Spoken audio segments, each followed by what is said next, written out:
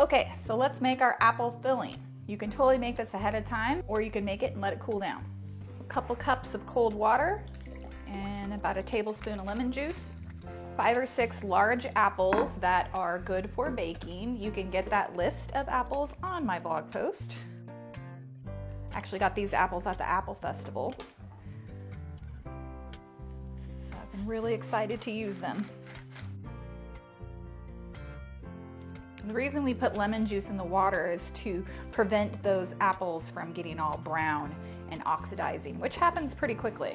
And then for apple pie, you actually want to cut these apples into cubes or very small pieces. Like, you don't want giant pieces of apple. You can put them like this, or you can even cut these in half as well. And what that's going to do is ensure that your apples are baking evenly and they're not going to take too long to cook. If you have big, thick pieces of apple, they're going to take a really long time to cook, and then your pie crust is going to get too brown. So we're going to put our butter into our pan and let that melt. I'm actually going to brown my butter a little bit just to give a little bit of flavor. Just keep sauteing the butter until it's got some nice brown pieces down in the bottom. I put my apples in.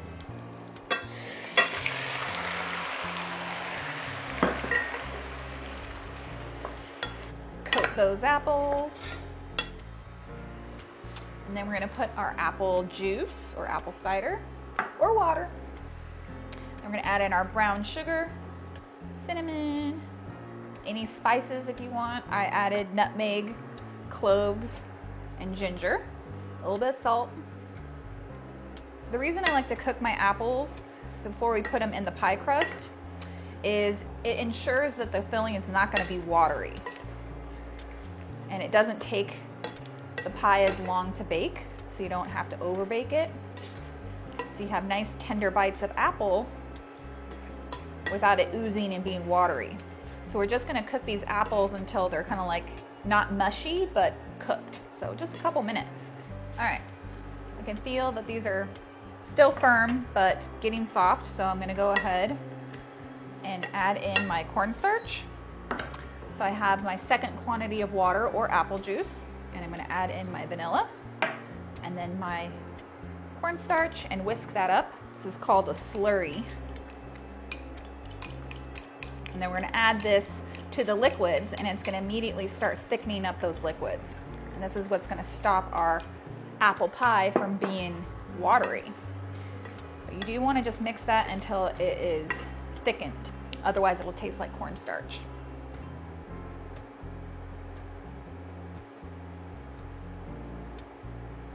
All right, that's thickened up.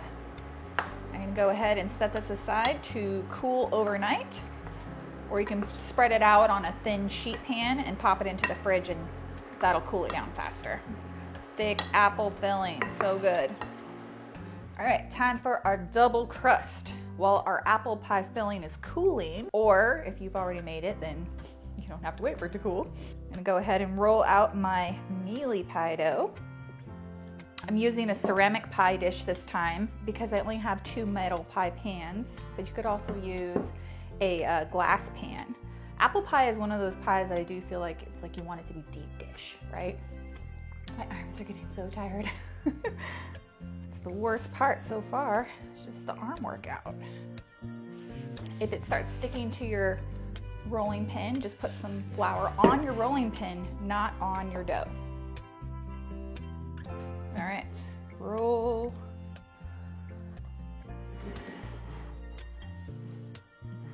Into our pie plate. Definitely did not do that very good, but it's fine.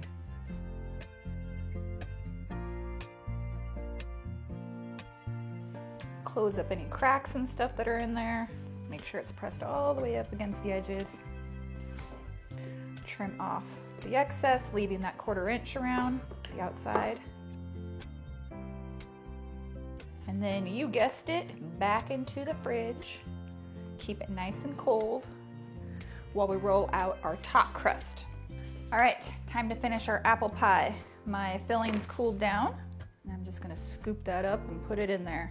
You really wanna make sure your filling is cool, otherwise it's gonna melt that butter. We don't want that. When you pre-cook the apples, you don't have to worry about stuff like, oh, make sure your apples are layered really snugly, and make sure there's not too much liquid in there. Like it's all the way that it's supposed to be. So it's not gonna settle, and you can just decorate it and know that it's gonna look beautiful. Oh yes. Perfect amount. All right, I'm gonna set that aside. Get my flour back, my rolling pin, and my knife, and my pie crust, which has been sitting out. And then I put it back in the fridge to make sure it wasn't getting too soft. Start rolling that out. I'm gonna do a lattice because why not? I think it'll look gorgeous. It's the holidays, time to get fancy, right? But you could just do one pie crust if you want, just by rolling out one big sheet, laying it over the top, and then just cut a couple of vents to make sure that the steam from the apples has a way to escape. If you don't have those vents, then your top crust will end up splitting around the edges, basically having a pie explosion, because that steam needs to get out somehow. So to make a lattice, I'm just gonna roll out, just like I was gonna be rolling it out to put on top, and then I'm just gonna cut it into strips. Try and work quickly so your butter doesn't get too soft. You can see all the lovely little patches of butter in there that I know is gonna result in nice flaky layers. Also, don't forget, you wanna egg wash the edges of your pie crust so that your top crust and your bottom crust makes a nice fusion. If you don't put egg wash on there or water or something, it's just gonna split apart.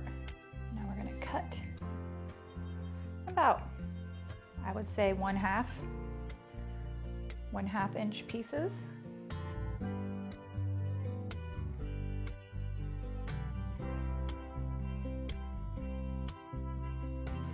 Scoop that off to the side. All right, time to make lattice. We're just going to place one over the center. Leave a little bit of space in between each piece.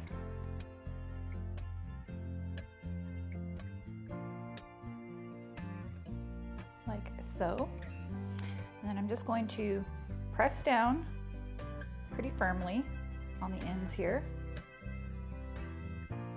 Make a nice connection. And then every other one, I'm gonna lift up gently and just fold that over. Well, this one I probably don't need to. The first one's kind of short, so.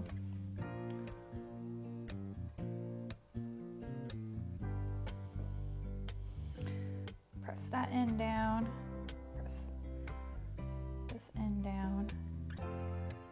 Fold it back up, and we're just gonna repeat. So now I'm gonna go to this one, every other one. Definitely don't trim your dough pieces until you're done weaving the lattice, because it ends up being shorter because of the weaving. So if you trim it too soon, then you won't have enough dough. Ask me how I know that one. Made that mistake before. Once you have everything woven, you can go ahead and trim off the excess bits.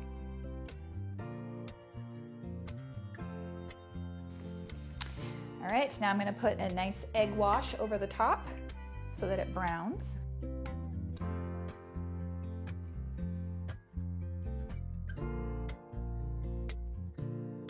And then I'm going to sprinkle some sanding sugar over the top, because that just creates a nice texture and a little bit extra crunch, which I think tastes really good with the, the apple pie. All right, now we're gonna put this in the oven. Just kidding, we're gonna put it back in the fridge. You have to keep it chilled. Remember, pie doesn't like to be warm. I'm gonna put this guy onto a cookie sheet so that it's easier to handle.